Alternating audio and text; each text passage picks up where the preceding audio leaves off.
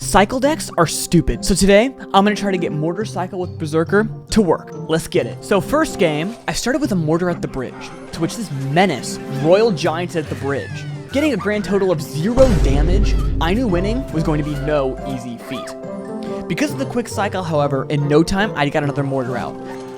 But by the time he was done defending, I had more damage on my tower than him. And to make it even worse, everything I played seemed to get obliterated the second I played it. But this guy knew what he was doing, playing Royal Giant after Royal Giant and getting my tower so low.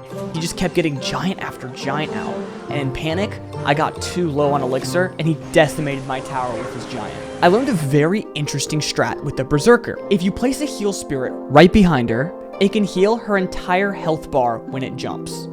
With this new knowledge, I began game 2. I kept the same Mortar opening and used my cycle cards to defend. Then, he dropped a Mega Knight at the bridge. But luckily, with our new Berserker tech and a little foreknowledge, I took him out no sweat.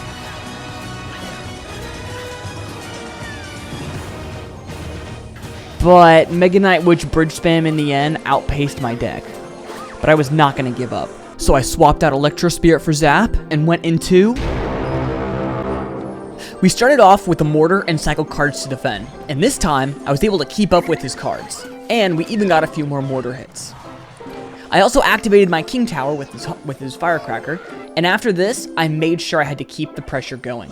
With this constant pressure, I was able to get his tower all the way down to 2,576 HP. Then, he threw his Hog Rider at me. But luckily, I had Evo Ice Spirits and a lot of cycle cards to redirect and stun his Hog Rider. But I needed to make sure I was keeping up with his damage. So I got my Evo Mortar and pecked his tower down. But at this point, it was neck and neck.